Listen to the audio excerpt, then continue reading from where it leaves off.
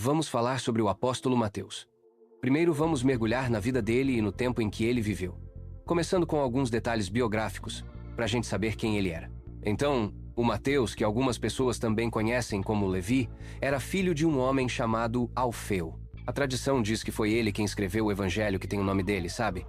Antes de Jesus o chamar para ser um dos seus discípulos, ele trabalhava como coletor de impostos lá em Cafarnaum. Sobre a vocação dele. Antes de andar com Jesus, o Mateus era publicano. Isso quer dizer que ele era um coletor de impostos e trabalhava para o Império Romano. Naquela época, essa profissão não era nem um pouco bem vista pelos judeus, porque eles viam os publicanos como gente que colaborava com os romanos e que muitas vezes ficava rica tirando dinheiro do próprio povo. E o chamado de Mateus por Jesus é um exemplo bem marcante da graça e do poder que o evangelho tem de transformar a vida da gente. Pensa só. Jesus escolheu um homem que era visto como pecador e que vivia meio à margem da sociedade para ser um dos seus seguidores mais chegados. Assim, Mateus virou um dos 12 apóstolos e, como diz a tradição, foi o autor do primeiro evangelho. E quanto aos relacionamentos significativos na vida dele? Com Jesus, claro, ele teve uma relação bem próxima, né? Afinal, era um dos 12. Ele viu de perto os ensinamentos, os milagres e, no final, a morte e a ressurreição de Jesus. Com os outros apóstolos, Mateus dividiu uma vida de fé e uma missão em comum. Depois, a tradição posterior conta várias coisas sobre a vida e o trabalho de Mateus. Dizem que ele pregou em vários lugares e que no fim foi martirizado. Um historiador antigo, Eusébio de Cesareia, fala que ele pregou para os hebreus. Já outras fontes, aquelas chamadas apócrifas, dizem que ele andou pela Etiópia, Pérsia e Macedônia. Agora vamos entender um pouco do mundo em que Mateus viveu, o contexto histórico-cultural da época. O Mateus viveu na Palestina, lá no primeiro século. Essa região estava debaixo do domínio dos romanos, e o clima era de bastante tensão, tanto na religião quanto na política.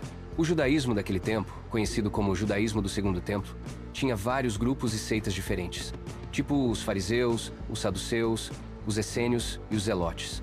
E o pessoal judeu esperava muito pela chegada de um Messias. Além disso, a Palestina também sofria influência da cultura grega e romana.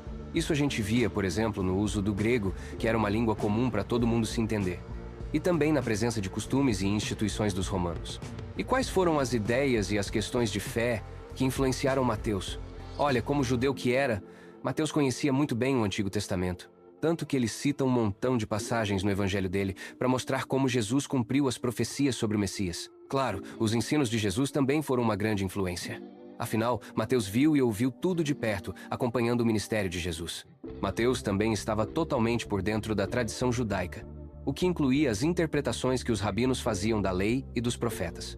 É bem provável que Mateus já conhecesse algumas tradições cristãs primitivas, tanto aquelas histórias sobre Jesus contadas de boca em boca, quanto algumas já escritas que rolavam nas primeiras comunidades cristãs. Entre elas, talvez o Evangelho de Marcos e a tal da fonte que seria uma coleção de ditos de Jesus que tanto Mateus quanto Lucas teriam usado. Vamos falar agora sobre o que Mateus escreveu, suas obras e produções literárias. Basicamente, no catálogo de obras dele, a gente tem uma obra principal, o Evangelho de Mateus. Essa é a única obra que é oficialmente reconhecida como sendo dele e que está na Bíblia. Quanto ao gênero literário, o Evangelho é uma narrativa. Ele conta a vida, os ensinamentos, a morte e a ressurreição de Jesus Cristo, apresentando tudo isso como a Boa Nova, ou seja, a boa notícia da salvação. E qual era o propósito dele ao escrever? Era mostrar Jesus como o Messias que o Antigo Testamento prometeu, como o Rei dos Judeus e o Filho de Deus. Além disso, Mateus queria ensinar a comunidade cristã sobre o que significa ser um discípulo e como é esse tal de reino de Deus. Sobre quando ele foi publicado, a maioria dos estudiosos acha que o Evangelho de Mateus foi escrito ali entre os anos 80 e 90 depois de Cristo. Alguns pensam que pode ter sido um pouquinho antes ou um pouquinho depois. Uma coisa que ajuda a pensar nessa data é a relação do Evangelho de Mateus com o de Marcos, que quase todo mundo concorda que veio antes. E para quem ele escreveu, o público-alvo? Bom, o Evangelho serve para todos os cristãos, claro. Mas parece que Mateus estava pensando especialmente nos judeus que tinham se tornado cristãos, aquele pessoal que já conhecia bem as Escrituras e as tradições judaicas. A gente percebe isso porque ele usa muito o Antigo Testamento e porque ele foca bastante em mostrar Jesus como a resposta para aquilo que Israel esperava do Messias. Então, vamos analisar um pouco mais a fundo essa obra principal dele, o Evangelho de Mateus. Analisando o Evangelho de Mateus mais de perto, quais são os temas principais que mais aparecem? Primeiro, a ideia de Jesus como o Messias, filho de Davi e filho de Deus. Mateus bate muito nessa tecla da identidade de Jesus. Depois, o reino dos céus.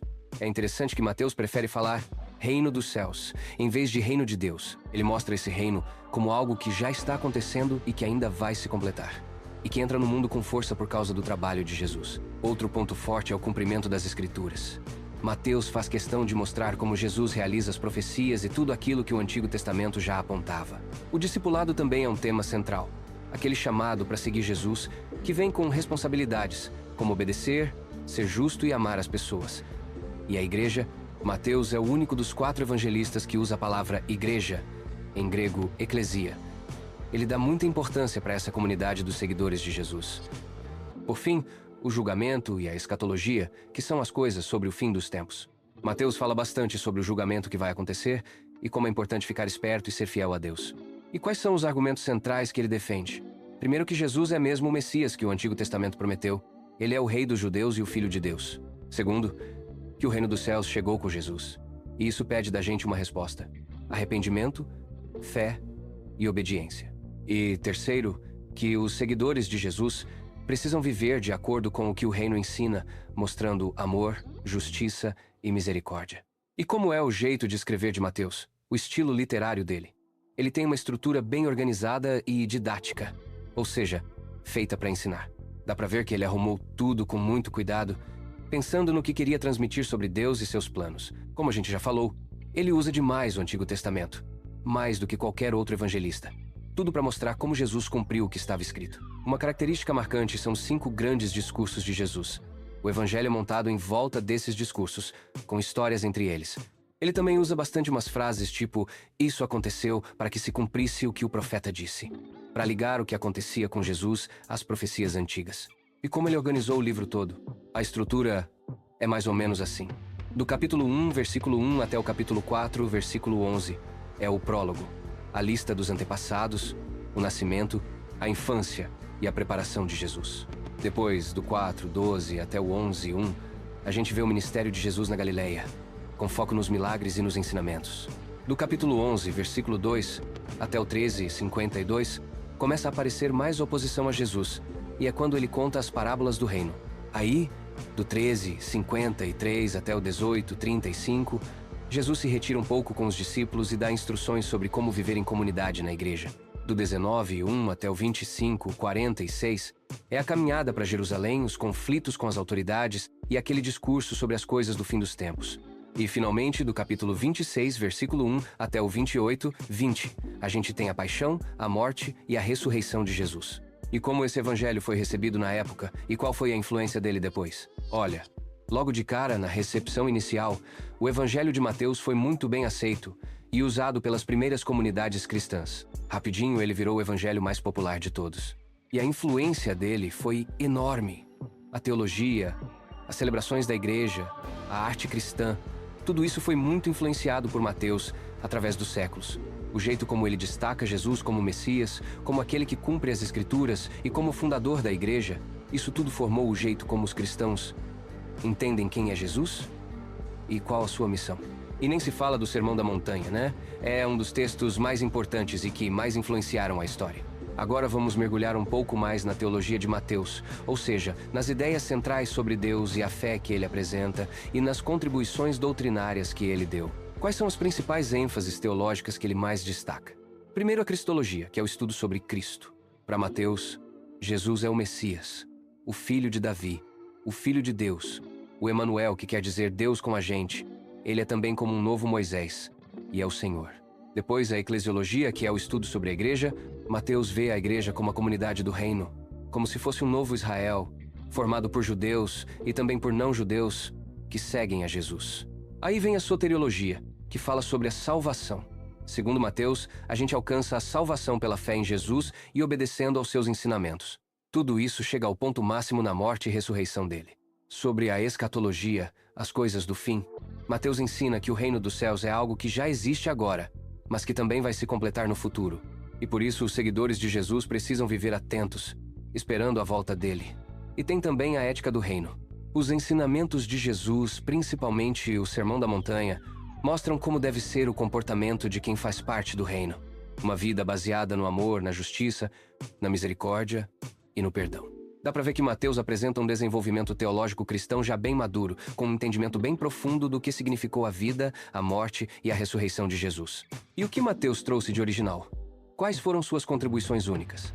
Aquela maneira organizada, sistemática, como ele enfatiza o cumprimento das Escrituras, mostrando que Jesus cumpre o Antigo Testamento, é uma das coisas mais únicas que ele fez. Ele também apresenta Jesus como se fosse um novo Moisés. Mateus traça paralelos entre os dois, dando a entender que Jesus é o novo legislador, aquele que traz as leis e o novo libertador do povo de Deus.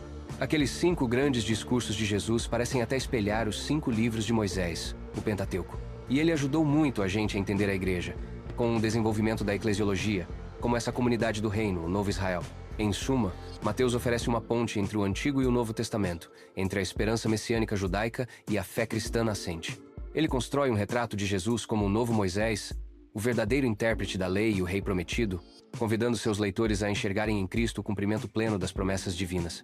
Sua mensagem continua a desafiar, inspirar e provocar reflexão até hoje. Se você gostou, segue e compartilha.